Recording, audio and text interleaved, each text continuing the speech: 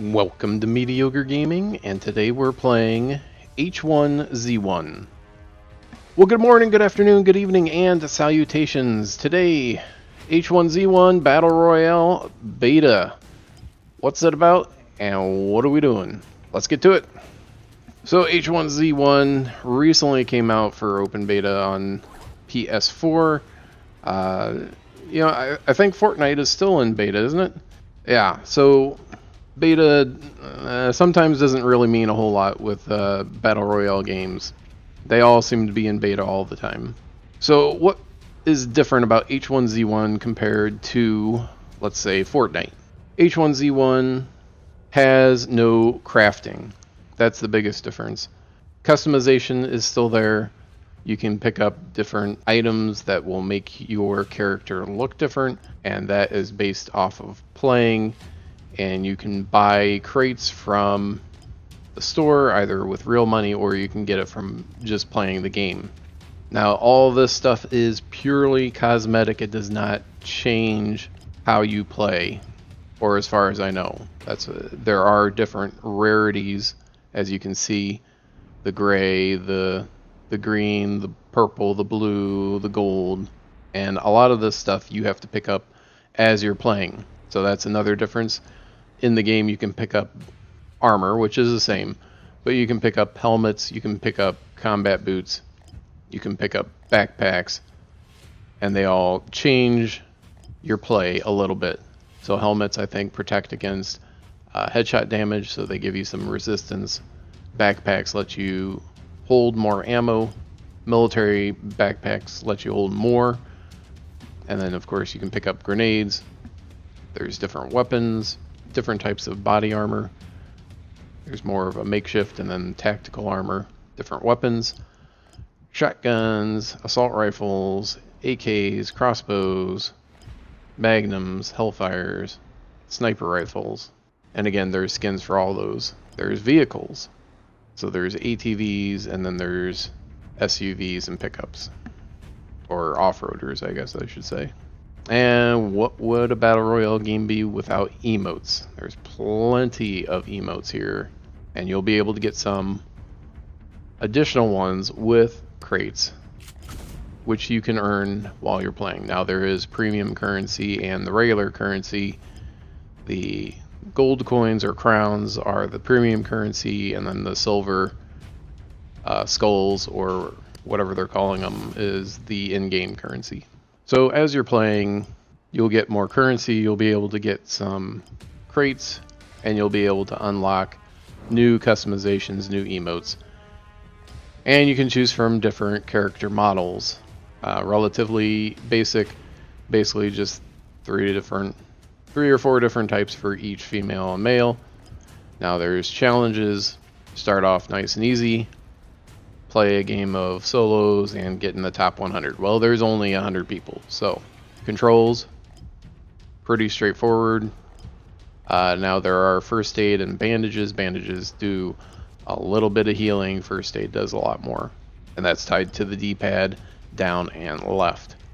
Now the different game modes: there's solo, there's duo, and there's team of 5, as you can tell at the top right. And then there's also a tutorial mode, air quotes for that.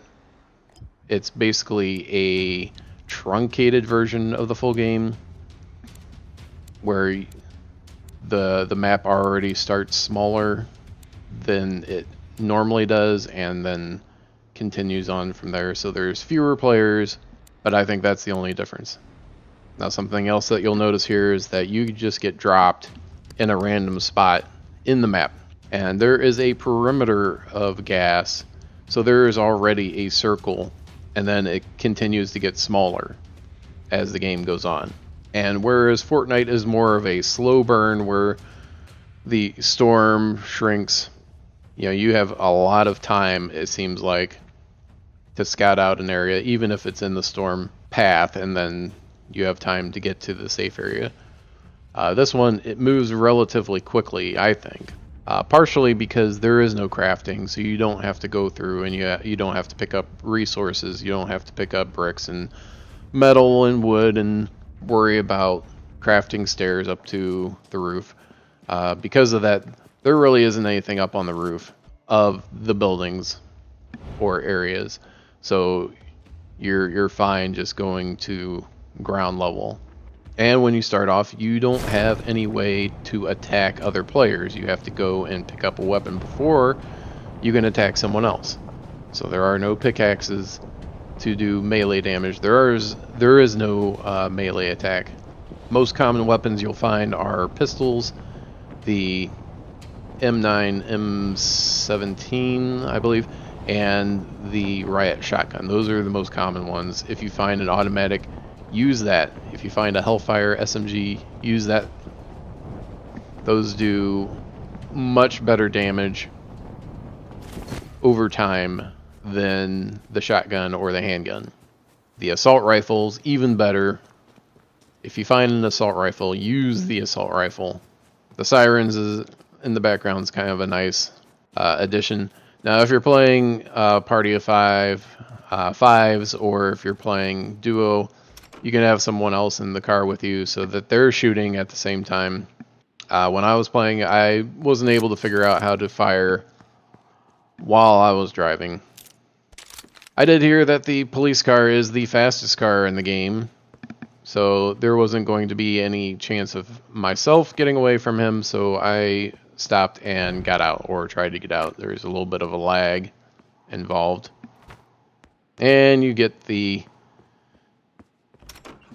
end of game summary, which will tell you your score, your rank, and your rewards for playing and getting those challenges.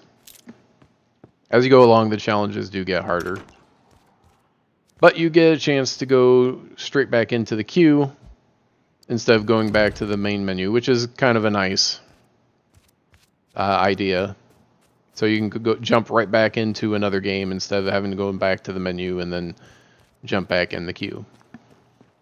So if Battle Royale games are your thing and you really love them, but you don't like the crafting and the some of the things that go along with making walls and ramps, then certainly check this out. Now, I want to talk about Battle Royale games in general and online. So, online games all use some sort of netcode to determine how everyone is kept track of during the game, so all the players. The environment doesn't change, so that isn't part of.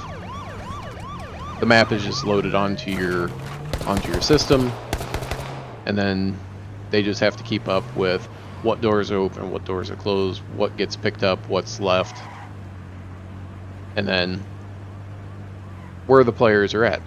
Now, you would think if a game's running at 60 FPS that you should run your servers and you should ping the players 60 times a second, and then you know where they all are at every frame of the game. Well, no, that's not how it works. If you're pinging players at 60 times a second, and some people might say, oh, well, what about if you just have it once per second, then every second you would know where people are at. Well, there's 60 frames a second, so then you would say, well, maybe 60 frames. No, that doesn't even work, because you have latency issues and other issues. So you have latency issues on the server side, or you could have latency issues on the client side or on your side. So there's server lag and then lag on your end, because for whatever reason the internet's not working the way it should, and you're not getting that full 10 Mbps, 25 Mbps, 50 Mbps, 100 Mbps, whatever you're paying for. Because of that, you need to be doing 110, 120 is, I think, standard for most online games. When you're having a certain number of players, I think it needs to go up as the players go up, which is why you have some of these issues that I'm sure you've noticed if you've played any amount of Battle Royale games, PUBG, H1Z1, or Fortnite. They're basically all the same. And I say that in a general broad sense. So what will happen is that you'll be in close proximity to another player that you're trying to take out, and you pull out your shotgun and you shoot him, excuse me, and you only do 8 damage instead of 80. Well, what's going on? Well, the location where you shot the player is not the location where they currently are, based on where they're at, not where you see them to be. So shooting where you see them is not where they actually are, and it doesn't do damage accordingly. So you have netcode that is taking into account where the player actually is versus where you see them.